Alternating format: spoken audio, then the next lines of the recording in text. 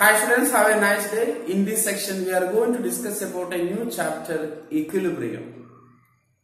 A chemical equilibrium. In our day-to-day life or in environmental process, the chemical equilibrium exist. For example, when we breathe, there is an equilibrium between hemoglobin and oxygen. As you know that hemoglobin is a protein. So hemoglobin combines with the O2 and hemoglobin oxygen complex is formed which is in equilibrium. Okay, so let's write hemoglobin as Hb. It combines with the O2. When we take air, when we breathe, the hemoglobin combines with the oxygen and it forms hemoglobin oxygen complex. And this oxygen is delivered into different cells. The oxygen is transported by the blood system. And in the cell, the oxygen is given into the cell. Okay, the oxygen is given into the cell, and now the state is hemoglobin. Okay, hemoglobin plus oxygen. This oxygen is gives to the cells for different body functions. And at the same time, you remember that the hemoglobin takes carbon dioxide and back into the lungs. The carbon dioxide expels, again take oxygen. Okay, again hemoglobin takes oxygen, it is delivered, transported to different cells, and this process is going on. When this equilibrium, when this process stops, okay, it is the last breath. Okay, it's lead to the death. And there are some other equilibria. For example, when we take liquid water in a closed vessel, what happens? The liquid water evaporates, vaporizes, and because of it is closed container, the vapors of water condenses to form liquid water again. Okay, another equilibria, H2O liquids, which is vaporization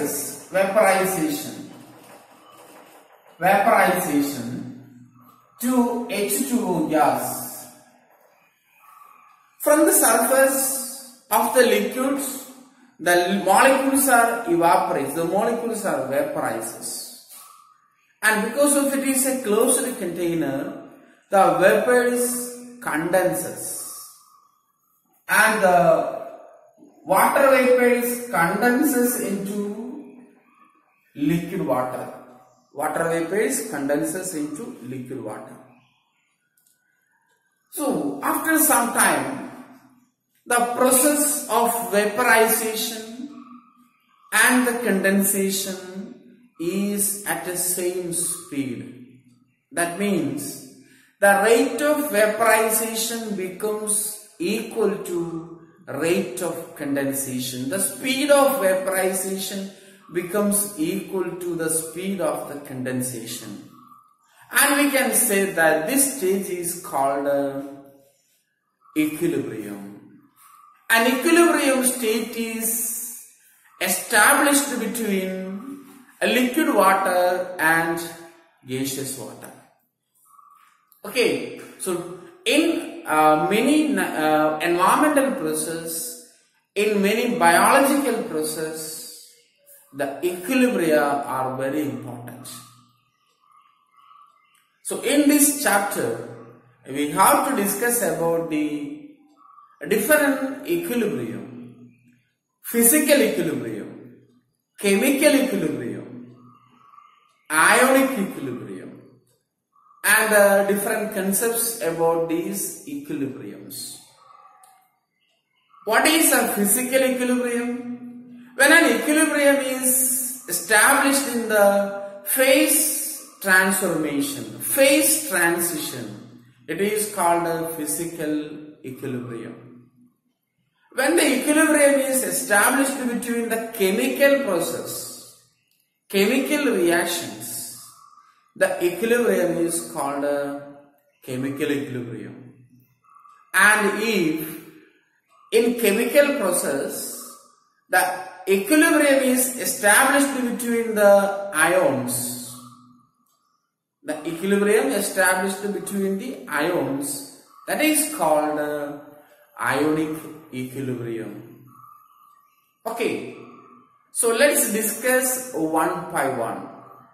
So equilibrium means the rate of forward process becomes equal to rate of the backward process. That's very important. And one more important point, equilibrium are dynamic in nature. The process doesn't stop. The chemical reaction doesn't stop. The rate of the forward reaction becomes equal to rate of the backward reaction. That's why we can say that equilibrium is dynamic in nature. Okay, there are some reactants in the mixture or in the vessel, at the same time products in the vessel. The change in the concentration is constant. Okay, the concentration is constant at equilibrium. Before that, the reactants combines to form products. There is a decrease in the concentration of reactants. And initially the product is formed. And thus, the change in the concentration of product increases. The concentration of product increases after reaching the equilibrium or after establishing the equilibrium. The concentration, the change in the concentration is constant. Okay, that's a very important thing. So hope you understand what is equilibrium. The rate of forward process or forward reaction becomes equal to rate of the backward process. You try to discover more equilibrium. Okay, in the nature as well as in our body. Okay, you can also refer the equilibrium established between the hemoglobin and the carbon monoxide. Carboxyhemoglobin. You know that it is toxic in nature. Carbon monoxide is toxic in nature. When we inhale, when we breathe the air along with the carbon monoxide, the carbon monoxide is easily bound to the hemoglobin more than that of oxygen.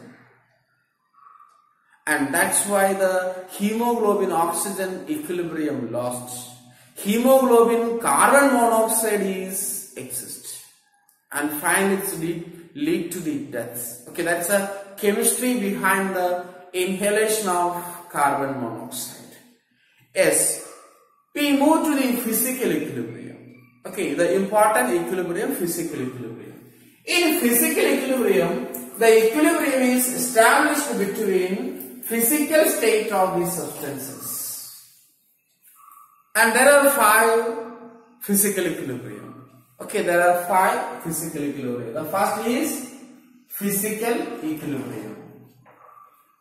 Okay, equilibrium is shortly written as EQLM. And the second is chemical equilibrium. Okay, chemical equilibrium. First of all, we discuss physical equilibrium. In chemical equilibrium, ionic equilibrium also comes. Okay, first of all, physical equilibrium. The first one is solid liquid equilibrium. And also you understand that the equilibrium is represented by 2 half head arrows. Okay, 2 half arrows in the opposite directions. 2 half arrows in the opposite direction. This is the representation of equilibrium. So first one is solid liquid equilibrium. Solid liquid equilibrium.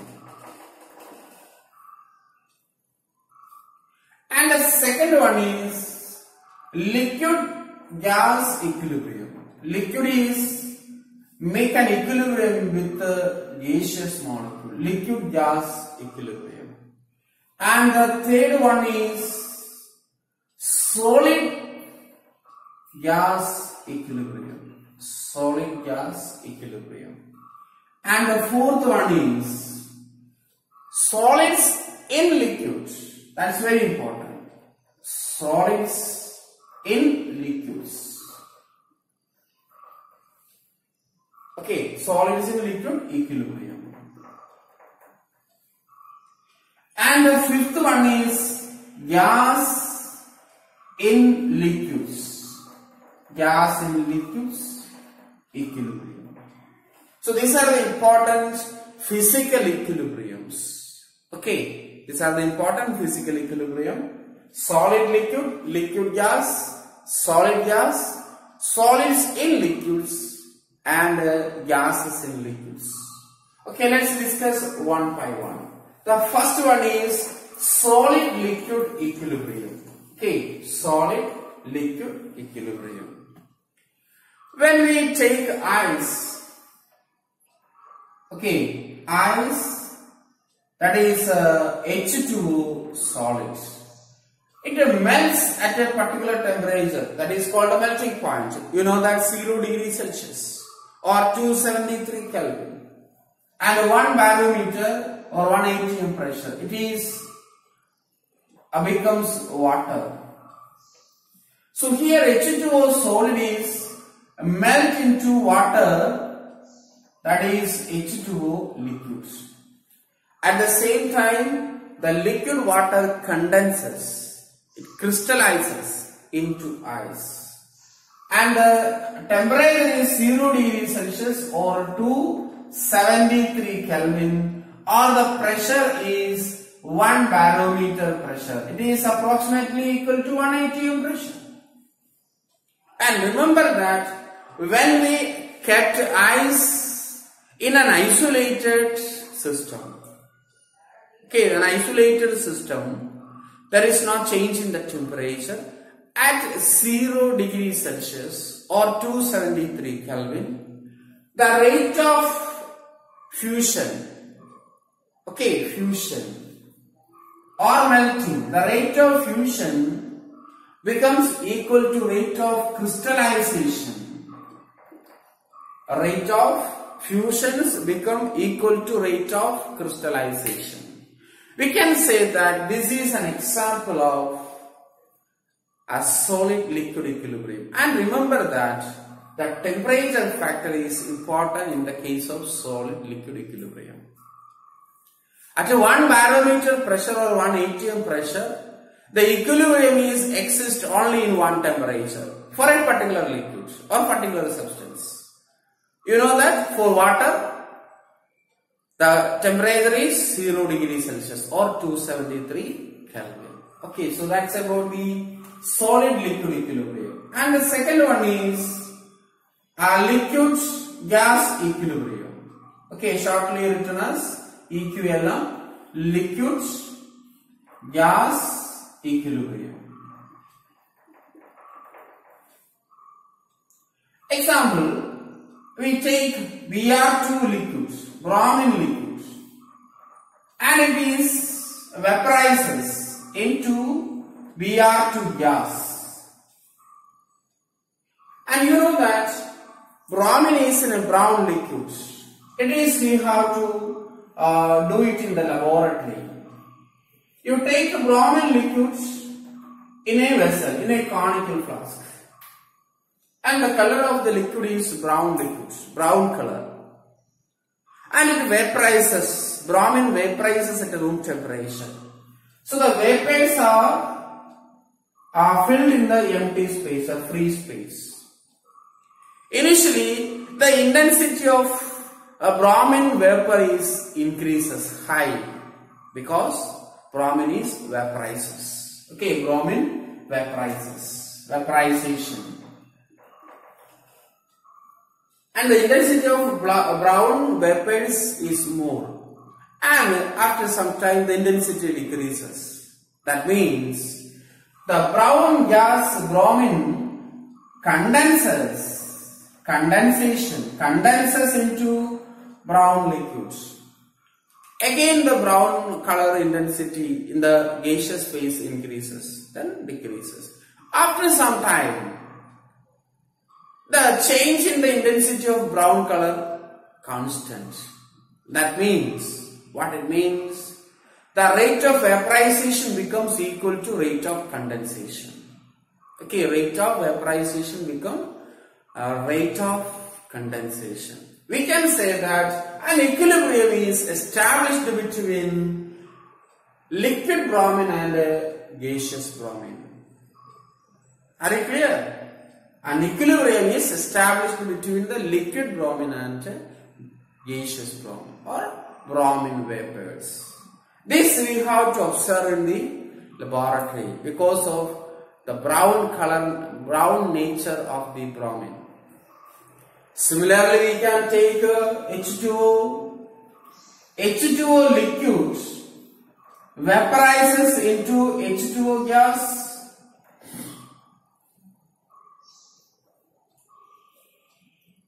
But we cannot see the water molecule.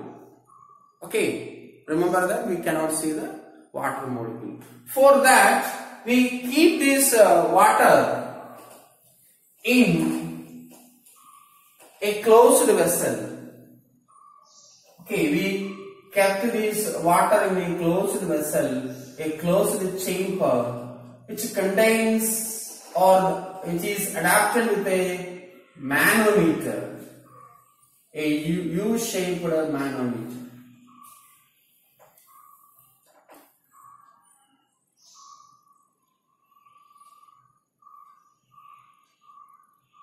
And mercury is a mercury manometer.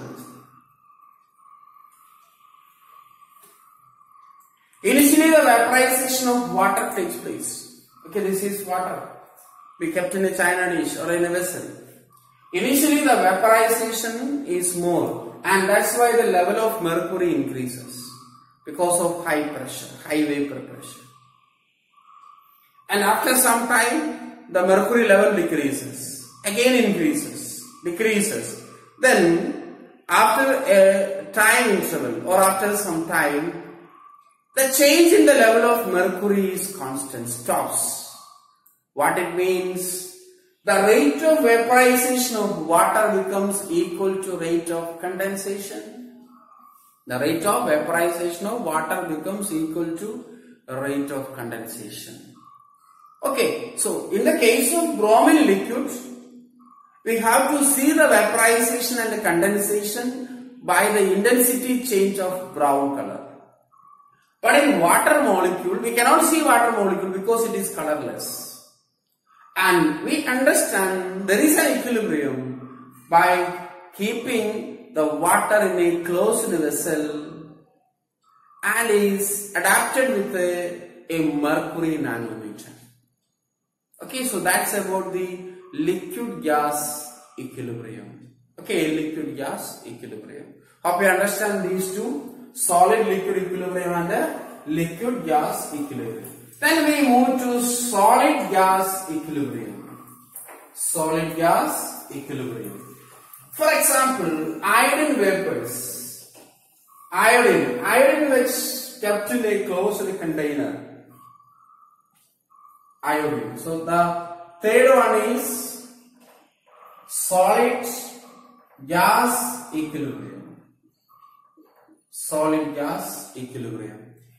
When we take iodine crystals, okay, some iodine crystals is when we kept in a small pot or china dish. It is a closed one. It's a glass beaker, glass container. So iodine solid, I2 solid, it's directly converted into its vapors. That is sublimation. Sublimation into iodine gas, which is in a violet color. Okay, this is a dark violet, or it's a dark colored crystals. Then what happens when iodine sublimates? There is violet vapors. Okay, there is violet vapors exist. And then initially the intensity of violet vapors is more. The intensity of violet vapors is more. And after some time, the intensity decreases, again increases, decreases. And when it reaches an equilibrium, that is the rate of sublimation is equal to the reverse process also sublimation, as you studied in the lower class. Okay, the reverse process also known as sublimation. The rate of conversion of iodine solid into iodine gas becomes equal to rate of conversion of iodine gas into iodine solids. And remember that it takes place only at a closed vessel, closed systems. Okay, this is an important thing about the solid gas equilibrium. Similarly, camphor. Okay, camphor. Camphor solid is sublimate into camphor gas and it is sublimes again into camphor solids. Naphthalene, mothball, it is a room freshener. When it is opened, there is no equilibrium. Okay, naphthalene. When it is in a closed vessel, naphthalene solids becomes equilibrium with the naphthalene gas. So this is an example for solid gas equilibrium. Yes, next we have to discuss two important equilibrium. One is solid in liquids, the second is gas in liquids. Okay, first one is the fourth one. Okay, the fourth one is solids in liquids. Not solid liquid equilibrium. Solid liquid equilibrium, same substance, say transform into different phase, solid into liquids. But here solids in liquid, that is dissolution. Solids dissolves in liquids, that is solid liquid equilibrium. Okay, let's take one example. Sugar solids plus water. What happens? We get sugar solution.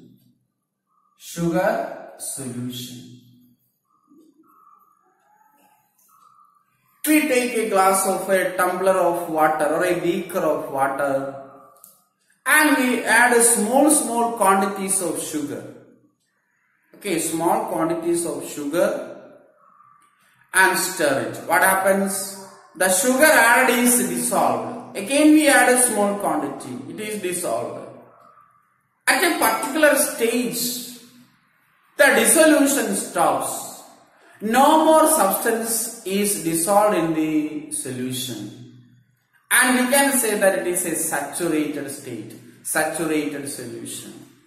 If we add the solid substance in liquid, it dissolves, it is called a dissolution. And again we add this particular substance, again it dissolves. Such solutions are called unsaturated solution. If more substance or solute dissolved in the solvent, it is called unsaturated solution. After reaching the equilibrium, the addition of solute or the addition of substance do not dissolve. Okay, it doesn't dissolve. That means an equilibrium is established between solid in liquid. The sugar in the solution crystallizes into sugar plus water. Initially sugar dissolves in water and after reaching the saturation, after reaching the equilibrium, it doesn't dissolve. So there is a rate of dissolution as well as rate of crystallization. Okay, in solids, in the case of solids in liquid equilibrium, the rate of dissolution becomes equal to rate of crystallization. This experiment you can practice at home. Okay, you take a glass of water, add a pinch of sugar, stir it, or instead you can use salt, NaCl, table salt. You stir it, it dissolves. Again you add a small quantity, not add a large quantity initially. You cannot see the equilibrium formation. Small quantities you add after reaching the equilibrium. Even you add more solute, the solute dissolves, goes into the solution phase. That means the rate of dissolution becomes equal to rate of crystallization. And don't think that the dissolution stops. Okay, dissolution not stops. Dissolution is there. Dissolution of substance is there. But the rate of dissolution becomes equal to rate of crystallization. And this can be determined by, we add a radioactive sugar. Okay, to this equilibrium we add a radioactive sugar. Radioactive sugar. Even though the reaction stops, okay, we think the process stops, but not like that. When we add a radioactive sugar, suppose if there is no reaction, no dissolution, the radioactive sugar see only in the solid phase. Please listen. If we add radioactive sugar into the sugar solution, okay, saturated sugar solution, if there is no dissolution of sugar, we can see that the radioactive sugar only present in the solid phase. But experiments prove that the radioactive sugar is in the solid phase as well as in the liquid phase. What it means? At equilibrium, the reactants or the substance dissolves. At the same time, the dissolved substance is crystallizes. Okay, are you clear? If there is no dissolution in the equilibrium stage, radioactive sugar present only at the solid phase. But experiments shows that the radioactive sugar present in the solution phase as well as in the solid phase. That means at equilibrium the process doesn't stops. The process of dissolution doesn't stops. Rate of dissolution becomes equal to rate of crystallization. Okay, equilibrium state process stop reactions stop equilibrium forward process backward process one speed. Okay, same speed two process. Now, sugar solution like radioactive sugar add if there is no dissolution, our dissolution radioactive sugar is phase solid phase. But experiments radioactive sugar is solid phase solution phase. That's the meaning. This radioactive sugar dissolute. Okay, there is a dissolution. Radioactive sugar dissolve sugar solution down. That same sugar crystallizes into solid sugar. So remember that at equilibrium, the process or reaction doesn't stops. The rate of the forward process becomes equal to rate of the backward process. A very important concept. Okay, then next we move to the gases in liquids. Okay, you can instead of sugar you can take NaCl, table salt. Okay, then the fifth one is gas in liquids. Not a gas liquids, Okay, gas in liquids. We know that the soft drinks, aerated soft drinks is bottled with a high pressure and sealed. The carbon dioxide gas is bubbled through the soft drinks and it is sealed at high pressure. And there is a equilibrium of carbon dioxide in the gas phase and carbon dioxide in the liquid phase. Okay, so in soda water, in soda water, you know that in soda water, the carbon dioxide gas is dissolved in H2 and it is H2 or CO3, that is CO2 in water, carbonic acids. Soda water, okay, H2, CO3. Then there is an equilibrium exists between the carbon dioxide in the gaseous phase and carbon dioxide in the liquid phase. Okay, carbon dioxide in the gaseous phase as well as carbon dioxide in the liquid phase. When we open this soda bottle or champagne or soft drinks, what happens? The dissolved CO2 is liberated. The equilibrium lost. Okay, the dissolved CO2 is liberated as bubbles. Okay, that's why it is in a fizzy nature. Okay, it is fizzing out. The carbon dioxide gases fizzes out from the bottle. Okay, you many times you experience this. And similarly, O2 gas in stream or in a river water or in water in the nature, O2 plus H2. Okay, O2 is that we can say that dissolved O2. Dissolved O2. And this oxygen is taken by the aquatic life. Okay, aquatic creatures, fish and the other animals.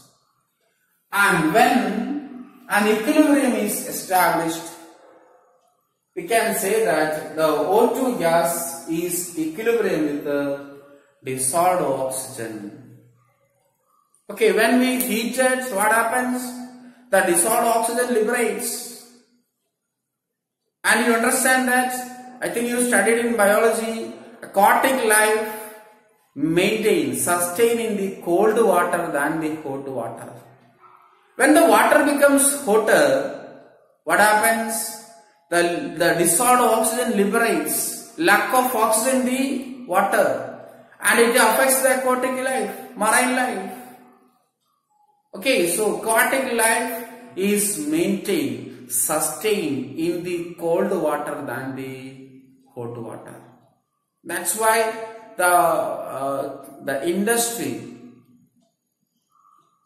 cool the water and it is drained into the river.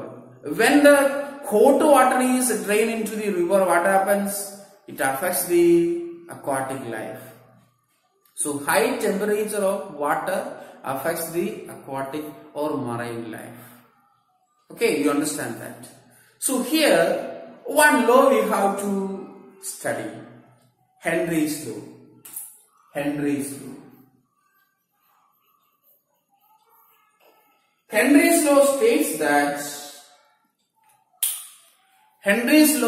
that for a given mass of a gas dissolved in a given mass of a solvent is directly proportional to the pressure of the gas in the solvent or in the solution. Okay, for a given mass of a gas in a given amount of a solvent, is directly proportional to the pressure of the gas. It is explained another way. the partial pressure of the gas is directly proportional to the mole fraction of the gas in the solution. That definition you will study in the +2 classes.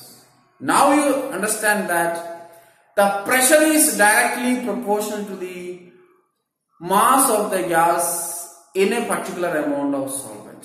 That means pressure increases, the mass of the gas in the solution increases. Directly proportional means mass increases, pressure increases, or you can think that pressure of the gas increases, the mass of the gas in the liquid increases. That's the say about the Henry's law. So the mass of the gas is directly proportional to the pressure. Okay, and the mass of the substance is converted into mole fraction. Mass divided by molar mass, number of moles. So here the solute and the solvent is present, that's why we can say that mole fraction. So in the next year you study the partial pressure of the gas is directly proportional to the mole fraction, and P is equal to KH into mole fraction. What is KH? The proportionality is removed by Henry's constant. Okay, Henry's constant. And let's wind up this section by discussing the characteristics of equilibrium. Already we discussed the characteristics in many times. Once again I concluded, equilibrium is established only in closed system. It's very important. Equilibrium is established only in the closed system. And this equilibrium is established in a particular temperature or one temperature for solid liquid equilibrium. You know that melting point. In the case of liquid gas equilibrium at a constant pressure, at a constant temperature, it depends the partial pressure of the substance. And one another important thing, equilibrium is dynamic in nature. Okay, equilibrium is dynamic in nature. So that's about the physical equilibrium. So you please go through the topic. Any doubt you can ask. In the next session we will discuss about the chemical equilibrium and the laws behind the chemical equilibrium. Thank you.